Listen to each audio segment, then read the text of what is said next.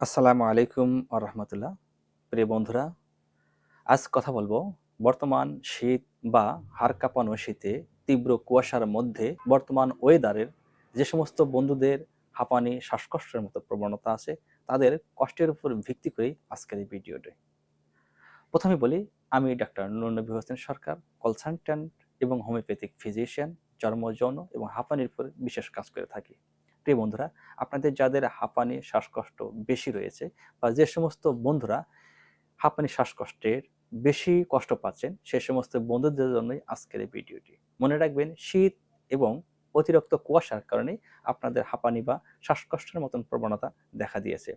এই ঠান্ডা শুষ্ক বাতাস, শীতের বাতাস, শুষ্ক আবহাওয়া শ্বাসনালী সংকুচিত হয়ে এবং শ্বাসনালীর মাধ্যমে ইনফ্লামেশন সৃষ্টি হয়ে ভিতরের প্রদাহ বা জ্বালাপোড়া সৃষ্টি হয়ে এই শ্বাসকষ্ট পরিণত হয়।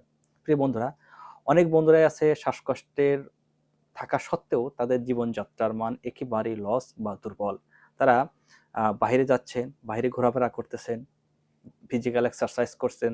এই শীতের মধ্যে দৈনন্দিন কাজের জন্য বাইরে যেতে হয়, রুজি রোজগারের জন্য বাহির কাজ করতে হয়। সেই সমস্ত বন্ধুদের শ্বাসকষ্ট বা হাঁপানির প্রবণতা বৃদ্ধি পাচ্ছে। বারবার ওষুধ খাওয়ার পরেও তারা ভালো রেসপন্স পাচ্ছে না। প্রিয় বন্ধুরা, আমি আপনাদেরকে বলবো, যাদের এ জাতীয় সমস্যা, হাঁপানি, কষ্ট এবং দৈনন্দিন কাজে জীবিকা নির্বাহের জন্য আপনাকে বাইরে যেতেই হয়, তাদের জন্য একটু সতর্কতা অবলম্বন করতে হবে। অবশ্যই তীব্র শীতে আপনার মাফলার বা মাস্ক ব্যবহার করতে হবে। সরাসরি কোনো প্রকার ঠান্ডা ঠান্ডা বায়ু, ধুলাবালি অতঃপর কুয়াশা নাকের মধ্যে যে আপনার শ্বাসকষ্ট বা লাংসে কোনো প্রকার যেন অ্যাটাক না করতে পারে বা কোনো প্রকার যেন সেখানে প্রদাহিত বা কোনো প্রকার ভাইরাস ব্যাকটেরিয়া সংক্রমিত না হয়, সেদিকে আপনাকে বিশেষ নজর এবং খেয়াল রাখতে হবে। আপনার স্বাস্থ্য আপনাকেই নজর দিয়ে রাখতে হবে। আর মনে রাখবে, দীর্ঘদিন যারা শ্বাসকষ্টে ভুগছেন, যারা বিভিন্ন পৃথিবীতে ওষুধ খাওয়ার পরেও আরাম পাচ্ছেন না বা উপশম হচ্ছেন না, স্থায়ীভাবে কোনো সমাধান পাচ্ছেন না, যারা যুগ যুগ বা বছরকে বছর ওষুধ খাওয়ার পরামর্শ দিয়ে, আমি সেই সমস্ত বন্ধুদের বলবো, আপনার পাশে একজন অভিজ্ঞ ডাক্তারের শরণাপন্ন হন। দেখেন, হয়তোবা আপনার একটু বয়স হয়েছে, দীর্ঘদিন যাবৎ এই কষ্টে সাফার হচ্ছেন বা করছেন, তাদের যদি এই হাঁপানি শ্বাসকষ্টর সমাধান নাও হয়, তবে হোমিওপ্যাথিক চিকিৎসার মাধ্যমে অনেক উপশমিত হবেন। তাছাড়াও যে সমস্ত বন্ধুদের মাত্রই হাঁপানি বা শ্বাসকষ্ট শুরু হয়েছে, তাদেরকে রিকোয়েস্ট করব, সর্বপ্রথম আপনারা একজন দক্ষ হোমিওপ্যাথিক চিকিৎসক দেখান। আমি বছরে প্রায় ৮০ থেকে ৮৫ জন ব্যক্তিদের এই হাঁপানি শ্বাসকষ্ট রোগী স্থায়ীভাবে সমাধান পায়।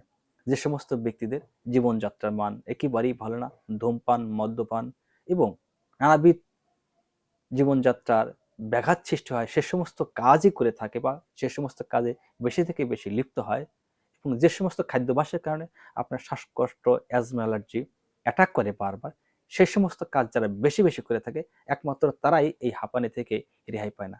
তাছাড়া শিশু এবং বৃদ্ধদের ক্ষেত্রে অনেক দেখেছি, তারা স্থায়ীভাবে সমাধান পেয়েছে এবং হাঁপানি শ্বাসকষ্ট থেকে মুক্তি পেয়েছে। তাই আপনাদের বলবো, আপনার নিকটস্থ একজন অভিজ্ঞ হোমিওপ্যাথিক ডাক্তার দেখান, অতঃপর আমাদের সাথে যোগাযোগ করতে পারেন। আমাদের সেবা আপনার দ্বারপ্রান্তে পৌঁছে যাবে, বাংলাদেশের যে কোনো স্থানে হন না কেন। তাই বলবো, অবশ্যই হোমিওপ্যাথিক চিকিৎসা গ্রহণ করুন এই হাঁপানি বা অ্যাজমার জন্য। প্রতিনিয়তই আমাদের কাছে এই জাতীয় রোগী আসে থাকেন হাঁপানি, অ্যাজমার জন্য। তাদের কষ্ট, তাদের অবস্থান দেখে বুঝতে পারি তারা কত কষ্ট, কত ব্যথা নিয়ে আমাদের কাছে আসেন। তাই বন্ধুরা বলবো, এত কষ্ট, এত দুঃখ নিয়ে আমাদের কাছে আসার চাইতে, যখন শ্বাসকষ্ট, হাঁপানি, অ্যাজমা প্রথমে আপনার দেখা দেয়, তৎক্ষণিক একজন দক্ষ হোমিওপ্যাথিক ডাক্তারের কাছে যান। অবশ্যই অ্যাজমা, অ্যালার্জি বা হাঁপানি থেকে রেহাই পাবেন। তাছাড়াও যে সমস্ত বন্ধুরা হোমিওপ্যাথিক প্র্যাকটিস করে থাকেন বা টুকটাকি হোমিওপ্যাথিক ওষুধ সম্পর্কে জানেন, সে সমস্ত বন্ধুদের জন্য কিছু ওষুধের নাম বলে দেব। লক্ষণভিত্তিক বা বংশগত অবস্থান বা রোগের কারণ বা ধাতুগত দিক দিয়ে লক্ষ্য রেখে এই সমস্ত ওষুধ সেবন করলে অবশ্যই আপনি হাঁপানি, শ্বাসকষ্ট থেকে রেহাই পেতে পারেন। প্রিয় বন্ধুরা, মনে রাখবেন, অবশ্যই হোমিওপ্যাথিক একটি লক্ষণ ভিত্তিক চিকিৎসা ব্যবস্থা। রোগের কারণ, ধরন এবং অবস্থা বুঝে চিকিৎসা করা হয়। তাই কিছু ওষুধের নাম বলা হলো। যদি আপনারা কেউ চিনে থাকেন, আপনারা একজন দক্ষ ডাক্তারের পরামর্শক্রমে ওষুধগুলো সেবন করে থাকবেন। বর্তমান সময় যে সমস্ত ওষুধগুলা বেশি হাঁপানি বা শ্বাসকষ্টের জন্য কাজ করে থাকে। যে সমস্ত বন্ধুরা হোমিওপ্যাথিক টুকিটাকি প্র্যাকটিস করে থাকেন বা হোমিওপ্যাথিক ওষুধ সম্পর্কে বা প্রয়োগ সম্পর্কে জানেন, তাদের জন্যই কিছু মেডিসিন বলে দিচ্ছি। এই হাঁপানির জন্য গ্রুপ কিছু মেডিসিনের জন্য বলে দিচ্ছি। Aconite, arsenic alb, medorrhinum, natrum sulph, rhus tox, এফিসমেল, aralia racemosa, blatta oriental, cassia sophera এবং hepar sulph, kali bichrome, ipecac, lobelia.